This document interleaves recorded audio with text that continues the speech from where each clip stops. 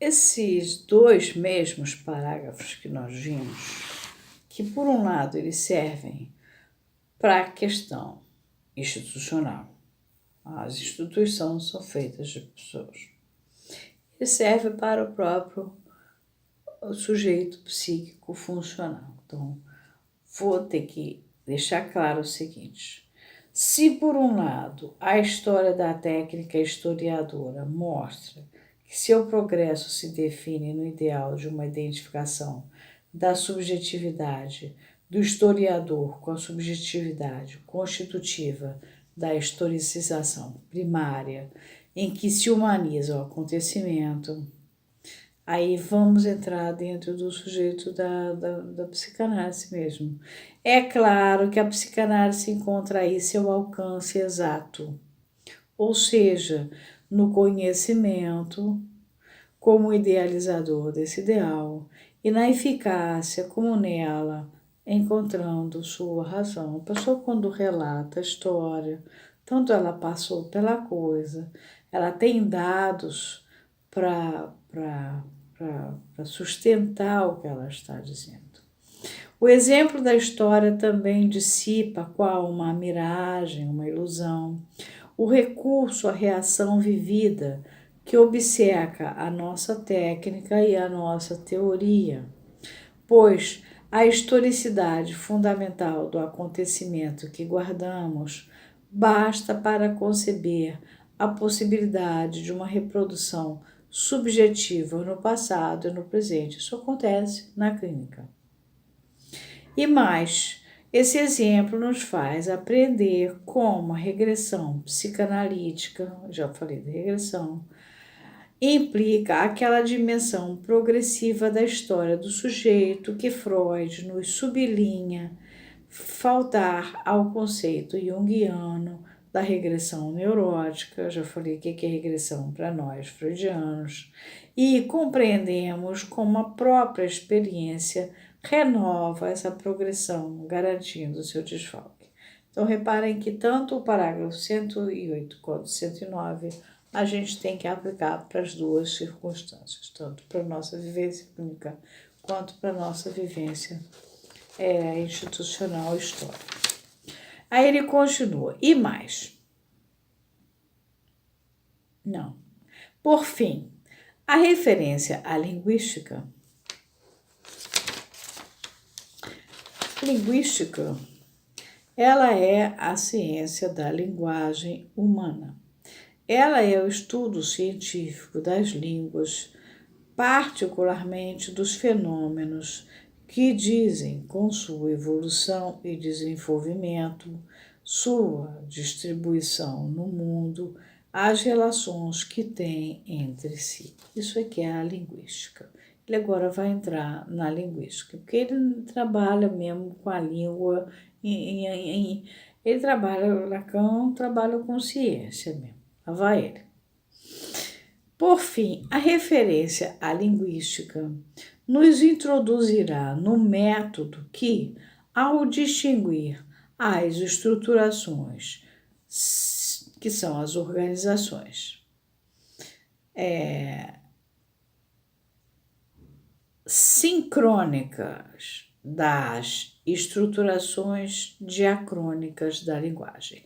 Quer dizer, sincrônicas, eu falei para vocês, sim, por cortes, agora, daqui a pouco, outra hora, a gente faz por cortes, e diacrônica é o que vai atravessando a história. Pode permitir-nos compreender melhor o valor diferente que nossa linguagem assume na interpretação das resistências e da transferência. As resistências, eu falei para vocês, resistência é a força que se opõe ao movimento. Mas não é no sentido que eu andei aprendendo quando fazia, então, a resistência, interpretar a resistência, olha só, a análise da resistência e tome pouca com a teoria da técnica. Não, isso está tirado da eletricidade. É o quociente de uma diferença de potência aplicada às extremidades de um condutor pela intensidade da corrente que ele produz quando o condutor não é dotado de força eletromotriz. Ao contrário, a resistência não é um negócio assim. Ela empurra com a barriga. Ela não faz força. E da transferência. A transferência é a ação ou efeito de transferir de uma pessoa a outra, ou mesmo uma remessa de catexia, de energia psíquica de um lugar ao outro. Ou então, diferenciar os efeitos típicos do recalque. Recalque ou recalcamento é manter sentimentos e lembranças fora do alcance da consciência. Por isso é que Lacan, no seminário, vai dizer, não me lembro se no 1 ou no 2, ter esses defeitos, eu acho a página, mas não importa, ele vai falar assim, o retorno do recalcado já é o recalcado em si. Quando aparece o retorno do recalcado, o que ele está vindo junto é o recalcado em si. Basta vocês lerem o texto do Freud com Breuer, que é lindo, que ele vai descrever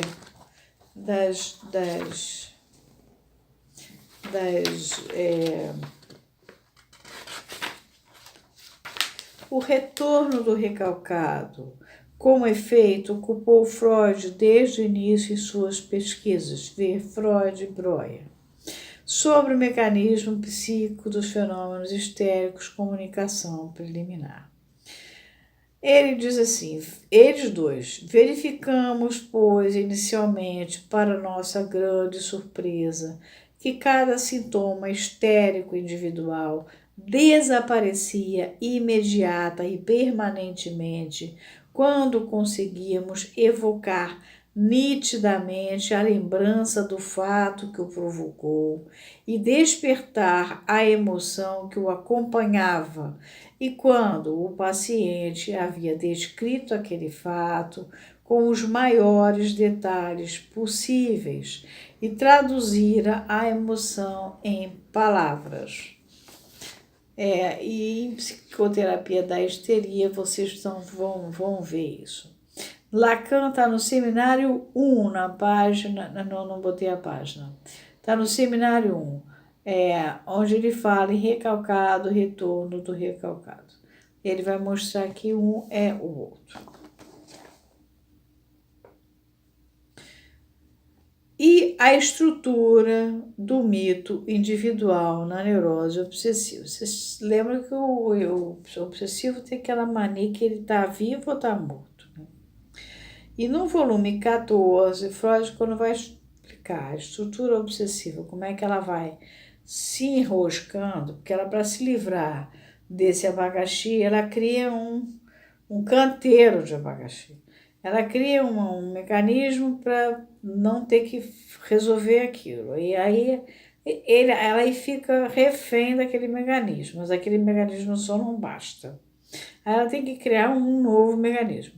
Vocês viram aquele filme, eu esqueci o nome, daquele autor aquele ator que é muito interessante, eu esqueci o nome dele também, eu sou péssima para lembrar o nome de ator, que ele não pisa nas pedras pretas, só pisa nas brancas e tal, e acaba conhecendo uma moça num bar e acaba se modificando. Ele era um escritor famoso, mas era completamente obsessivo. Ele dá uma aula dessas coisas do mito individual na neurose obsessiva.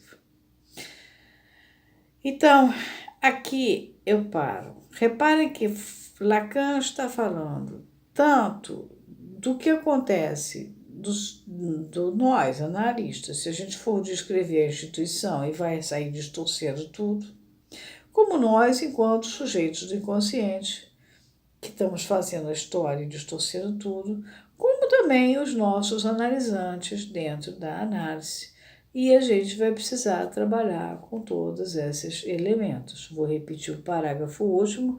Por fim, a referência à linguística nos introduzirá no método que, ao distinguir as estruturações sincrônicas das estruturações diacrônicas na linguagem pode permitir-nos compreender melhor o valor diferente que nossa linguagem assume na interpretação das resistências e da transferência, ou então diferenciar efeitos típicos do recalque e a estrutura do mito individual na neurose obsessiva. Vou parar aqui porque agora ele vai falar da lista das disciplinas que o Freud acha que são importantes.